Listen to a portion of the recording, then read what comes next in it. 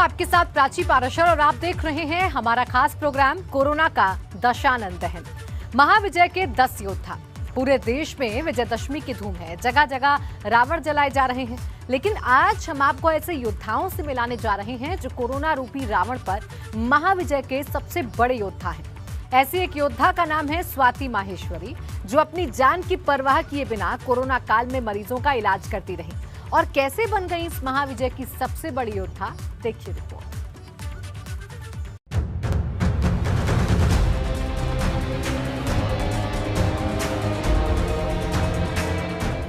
विजयदशमी बुराई पर अच्छाई की जीत का प्रतीक है। त्रेता युग में भगवान राम ने रावण का वध किया था और दुनिया को रावण के पापों से मुक्त कराया था। ठीक इसी तरह कई योद्धाओं ने कलयुग में कोरोना रूपी रावण से दुनिया को बचाया। ऐसे एक योद्धा का नाम है स्वाति माहेश्वरी, जिन्होंने कोरोना काल में मुश्किल से मुश्किल वक्त में मरीजों का इलाज किया। रातों को नींद नहीं आती थी और सच बताए तो सेकेंड वेव में तो मेरे ख्याल से हम सारी रात सोते भी नहीं थे, क्योंकि हर थोड़ी थोड़ी सी देर पे कॉल्स आ रही होती थी, पैनिक हो रहे थे लोग। स्वाति माहेश्वरी ने ना दिन देखा ना रात। कई बार तो हालत ऐसी हुई कि लोगों को जब किसी अस्पताल में जगह नहीं मिल रही थी तो स्वाति माहेश्वरी ने लोगों के घर पर जाकर उनका इलाज किया। ये वो वक्त था जब लोग कोरोना के मरीजों को भय की नजर से देख रहे थे। बहुत सारे मरीजों के साथ ये समस्या आई थी कि ऑक्सीजन नहीं अवेलेबल हो पा रहा है, या आईसीयू बेड्स नहीं मिल रहे हैं, या हॉस्पिटल में जगह नहीं मिल रही है, और उन लोगों को हम लोगों ने घर पे मैनेज किया। इलाज करने के साथ ही तमाम एनजीओ के साथ मिलकर लोगों के खाने और दवा का प्रबंध भी किया। कोरोना काल के दौरान काफी ऐसे मरीज आए जिनकी मदद के दौरान वो भावुक भी हुई।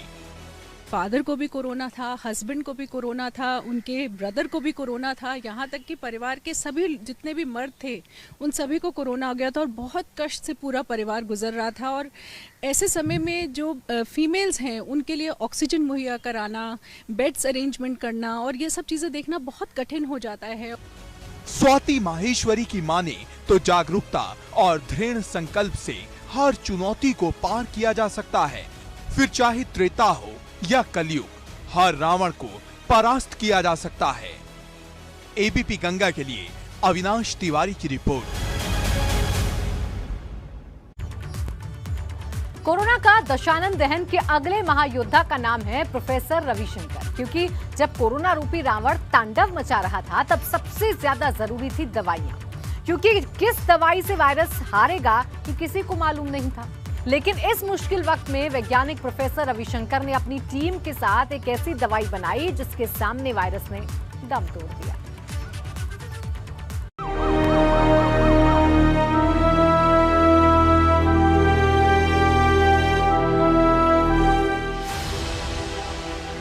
जब जब धरती पर कोई दैत्य अत्याचार मचाता है तो उससे लड़ने के लिए कोई ना कोई योद्धा जरूर सामने आता है। ऐसे योद्धाओं का नाम है प्रोफेसर रविशंकर और प्रोफेसर तपस कुमार कुंडू। क्योंकि जब कोरोना रूपी रावण अपना अत्याचार मचा रहा था तब सबसे ज्यादा जरूरत थी दवा रूपी शस्त्र की। उस मुश्किल वक्त में इन योद्धाओं ने एक ऐसी दवा तैयार की जिसने कोरोना वायरस को घुटने टेकने पर मजबूर कर दिया। इस दवा से हल्के लक्षण वाले रोगियों में वायरल लोड 5 दिन में ही खत्म हो जाता है। हम लोग ने वीडियो कॉन्फ्रेंस और वीडियो मोड से पूरी एक्सप्लेनेशन, जो डाउट है हमारी टीम जुड़ी रही और वो बना पाए, और हम उम्मीद कर रहे हैं कि ये बहुत काम आएगी और आगे चल के बहुत जल्दी अप्रूवल, कमर्शियलाइजेशन की अप्रूवल मिल जाएगी। Professor Ravishankar central drug research institute यानी CDRI में वैज्ञानिक होने के साथ ही संस्थान में कोविड प्रोजेक्ट्स के नोडल भी हैं। डॉक्टर और नर्सेस वगैरह जो हैं वो दिन रात जोड़ दिए थे, किसी ने कभी छुट्टी भी नहीं ली। आपने देखा होगा सोशल मीडिया में भी कि वही हालत हमारी टीम की भी। पर्सनल तो बहुत सारे, अभी महामारी के दौर हर किसी का कोई ना कोई तो किसी की देहांत तो हो गई। 1-2 दिन की जो अगर छुट्टी भी लें तो हो सकता है कि 10 दिन 15 दिन हम पीछे जाएं। लैब में काम करते वक्त कितनी बार अपने ही किसी के संक्रमित होकर मरने तक की खबर भी आई। ना जाने कितनी बार रात भर लैब में रुके, लेकिन एक योद्धा की तरह मैदान में डटे रहे। एबीपी गंगा के लिए शैलेश अरोड़ा की रिपोर्ट। महाविजय के एक ऐसे ही योद्धा का नाम है आशु शर्मा, जो कोरोना काल में मानवता को बचाने निकले और 24 घंटे 7 दिन लोगों की सेवा में लगे रहे।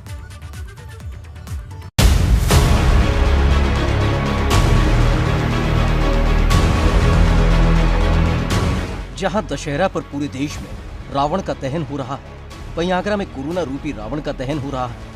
क्योंकि आगरा में जिला आगरा केमिस्ट एसोसिएशन के अध्यक्ष आशु शर्मा जैसे ही कोरोना वॉरियर्स हैं, जिन्होंने कोरोना काल में 24 घंटे 7 दिन समाज की सेवा की। हमने एक कमेटी बना रखी थी अपनी एसोसिएशन, जिला आगरा केमिस्ट एसोसिएशन की, जिसके अंदर 8 लोग इसीलिए अगर लगे हुए थे कि किसी को दवाई की अगर प्रॉब्लम होती है तो एकजुटता करके फटाफट उसको इंजेक्शन दिलवाए, या किसी को कोई परेशानी किसी दवाई की होती है तो दिलवाए।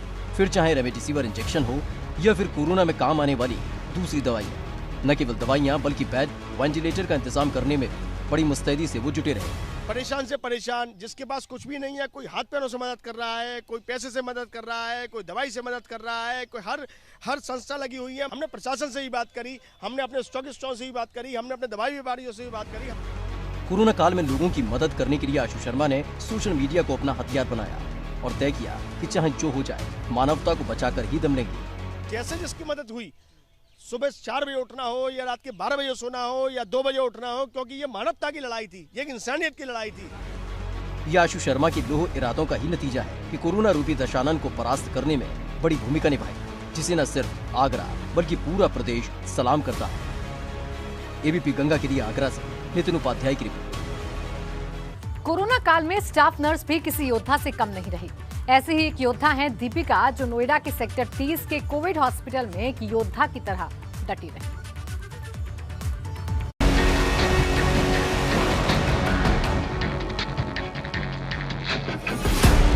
कोरोना महामारी के दौरान स्टाफ नर्स की सबसे अहम भूमिका रही।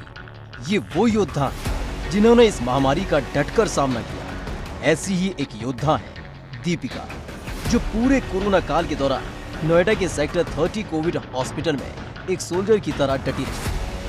नहीं, मुझे कभी डर नहीं लगा। इवन मैं तो पॉजिटिव भी हो गई थी ड्यूटी करते करते। जब मेरी नाइट ड्यूटी थी, मैं कोरोना पॉजिटिव हो गई थी। जैसे ही मैं नेगेटिव हुई, नेगेटिव होते ही मैं वापस अपनी ड्यूटी पर आ गई थी। पेशेंट जब ठीक होके जाते हैं, जब वो बोलते हैं, धन्यवाद करते हैं हाथ जोड़ के, तो बहुत अच्छा लगता है। अपना फर्ज निभाते हुए दीपिका खुद भी कोरोना पॉजिटिव हुई, लेकिन जैसे ही कोरोना को हराया, वो फिर से मैदान में आ गई। लगता तो है घर जाना चाहते हैं, लेकिन ये भी तो हमारा परिवार ही है ना। हॉस्पिटल के जो पेशेंट हैं, मरीज हैं, इनका भी ख्याल रखना हमारा ही कर्तव्य है, क्योंकि हम स्टाफ नर्स हैं। दीपिका की हिम्मत को हर कोई सलाम करता है, जिन्होंने साबित कर दिया कि वो कोरोना रूपी रावण को दहन करने वाली सबसे बड़ी योद्धाओं में से एक है। एबीपी गंगा के लिए नोएडा से बलराम पांडे की रिपोर्ट। कोरोना काल में नोएडा का नर्सिंग स्टाफ चट्टान की तरह अड़ा रहा, क्योंकि दवा के साथ साथ सबसे बड़ी जंग बिना भेदभाव के इलाज की थी। इस मुश्किल वक्त में नोएडा के विजयपाल ने साबित कर दिया कि उपचार के मामले में उनसे बड़ा योद्धा कोई और नहीं है।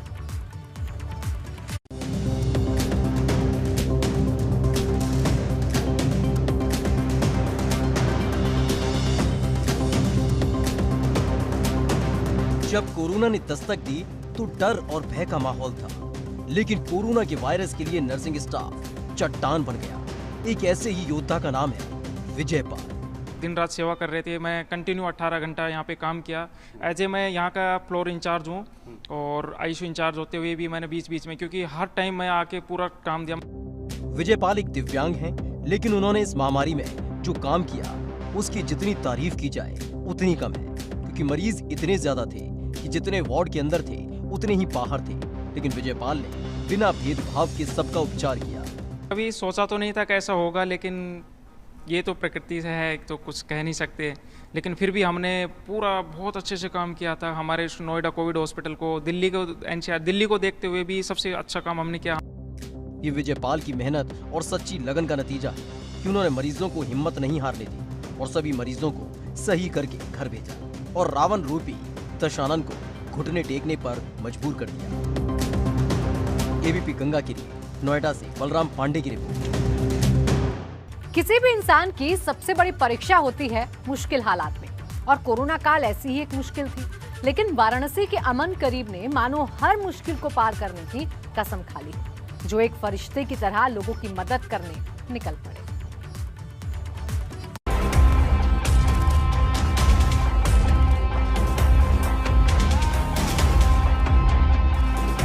अमन के शहर में एक ऐसा मन है जो मददगार के तौर पर जाना जाता है। बाइक एम्बुलेंस पर सवार अमन कबीर ने कोरोना काल के दौरान लोगों की बढ़ चढ़कर मदद की। अगर किसी को भोजन की जरूरत थी तो भोजन उपलब्ध कराया, अगर किसी को इलाज की जरूरत थी तो उसे अस्पताल पहुंचाया। और उस समय जब कोरोना तो था, लेकिन अन्य बीमारी से भी बहुत लोग, कोई सहारनपुर से आया है, कोई कहीं से आया बनारस में, और खाने को लाले पड़ते थे। ऐसे लोगों की सूचना समाचार पत्रों में या लोगों के माध्यम से पढ़ता था और उनको पकड़ पकड़ के लाता था, उनको अपने घर पे ले जाता था। जब कोरोना की दहशत की वजह से लोग एक दूसरे से दूर भाग रहे थे, तब अमन ने लॉकडाउन की घोषणा के बाद प्रशासनिक अनुमति दी और लोगों की मदद के लिए निकल पड़े। हर आदमी सबकी तो मदद नहीं कर सकता था, लेकिन अगर एक दो लोगों की भी मदद कर दे। उस समय मैं 100 से लेकर 150 लोगों को बेड मुहैया कराना, उनके पास पैसा नहीं था, लेकिन मेरे पास भी पैसा नहीं था, लेकिन मेरे पास एक बल था, काशी की जनता। काशी में कोई भी बड़ी दुर्घटना हो, काशी के लोग खड़े होते हैं, केवल उनको माध्यम मिलना चाहिए, हम माध्यम बने। अमन कबीर हमारा अच्छा प्रयास किया, उस वक्त घर से बाहर निकल करके लोगों का इतना मदद किया जिसका कोई सीमा नहीं है। कोरोना काल में जब घर के लोग एक दूसरे के को छूने को राजी नहीं थे, उस दौर में अमन ने उनको भर्ती कराने से लेकर के उनके मृत लोगों के शवदाह तक गहराई से काम किया अमन ने। कोरोना काल में मदद करने वाला किसी फरिश्ते से कम नहीं है। अमन जैसे फरिश्ते हैं जो जहां से भी गुजरते हैं उन्हें हर कोई सलाम करता है। एबीपी गंगा के लिए वाराणसी से नीतीश कुमार पांडे की रिपोर्ट। कोरोना रूपी रावण पर महाविजय हासिल करने में पुलिस की भी बड़ी अहम भूमिका रही, क्योंकि जिस वक्त लोग घरों में कैद थे, तब देहरादून के धारा थाने की पुलिस बिना रुके बिना थके अपना कर्तव्य निभा रही।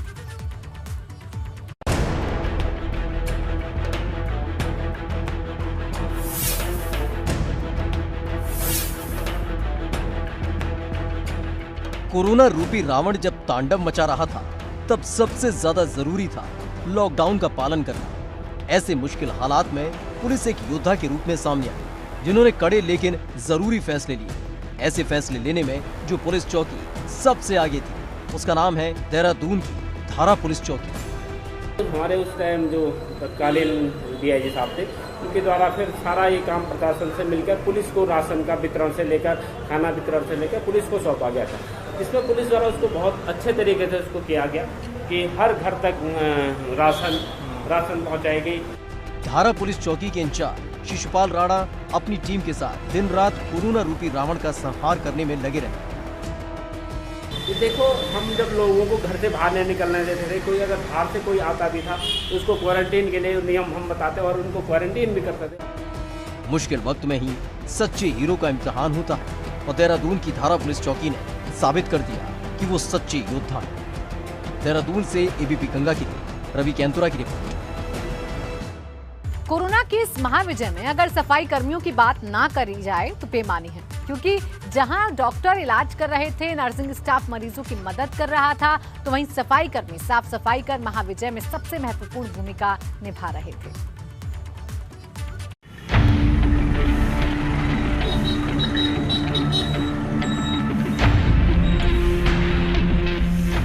कोरोना काल में दवा और इलाज के बीच सबसे ज्यादा जरूरत थी सफाई की। इसके लिए सफाई कर्मी भी किसी कोरोना योद्धा से कम नहीं है। ऐसे ही एक युवा सफाई कर्मी है अर्जुन, जिन्होंने लॉकडाउन के वक्त भी घरों से कूड़ा उठाना और सड़कों पर झाड़ू लगाना जारी रखा। हमें कभी भी डर नहीं लगा, हमने बिल्कुल ईमानदारी से काम करा है अपना। हम इन चीज़ों से नहीं डरे, हमें एक्सीडेंट होएगा कुछ होएगा, हमने अपनी पूरी ईमानदारी दिखाई है। इस महामारी से अगर हम नहीं बचते तो हमारे देश में पता नहीं क्या क्या हो जाता। ये नोएडा के सेक्टर 63 में रहने वाले अर्जुन उस वक्त कचरा साफ कर रहे थे जब लोग किसी भी चीज को छूने से डर रहे थे। तब अर्जुन बेहिचक सड़कों पर पड़े कूड़े को उठाते, साफ करते, ताकि शहर स्वच्छ रहे और देश इस महामारी से जंग जीत सके। हमने कभी ऐसा सोचा नहीं था, अगर हमें हो जाता तो कोई बात नहीं, मगर हमारा देश बच जाता। हमने सफाई ऐसी करी थी पूरे लॉकडाउन, हमने मन लगा के काम करा था। बिल्कुल हमने अपने देश में कभी ये नहीं सोचा हमारे देश में ऐसा होए, तो हमने पूरी ईमानदारी से काम करा था। पूरे कोरोना काल में अर्जुन ने एक दिन भी छुट्टी नहीं ली, हर दिन पूरी ईमानदारी और मेहनत से सफाई करते रहे। अर्जुन ऐसे योद्धा हैं जिन्हें पूरा देश सलाम करता है। नोएडा से एबीपी गंगा के लिए बलराम पांडे की रिपोर्ट।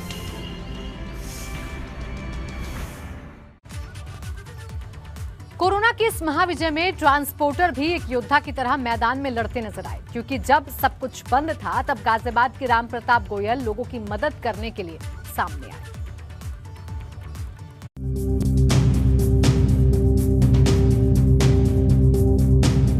कोरोना काल में सबसे मुश्किल काम था दवाई और रोजमर्रा की जरूरी चीजों का समय पर पहुंचना, क्योंकि लॉकडाउन में सब कुछ बंद था।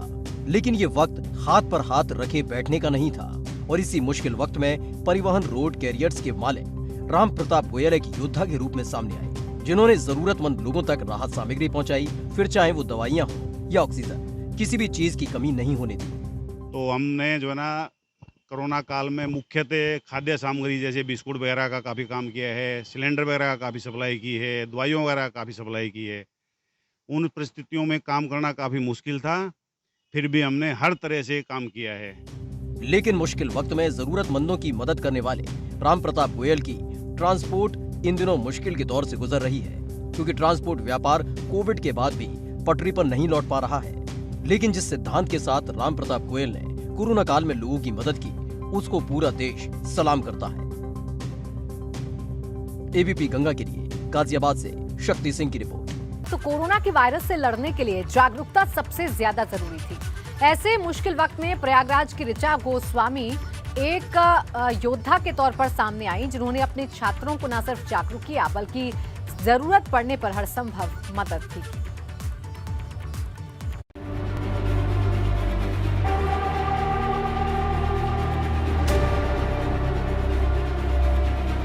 डेढ़ साल के कोरोना काल में जहां एक तरफ तमाम लोग खुद को संक्रमण से बचाने के लिए घरों में कैद थे, वहीं कुछ ऐसे लोग भी थे जिन्होंने इस मुश्किल वक्त में अपनी जान की परवाह किए बिना भी दूसरे लोगों और समाज के लिए खूब काम किया। ऐसे ही एक प्रयागराज की टीचर ऋचा गोस्वामी, जो महामारी से डरी नहीं बल्कि एक योद्धा की तरह डटी रही।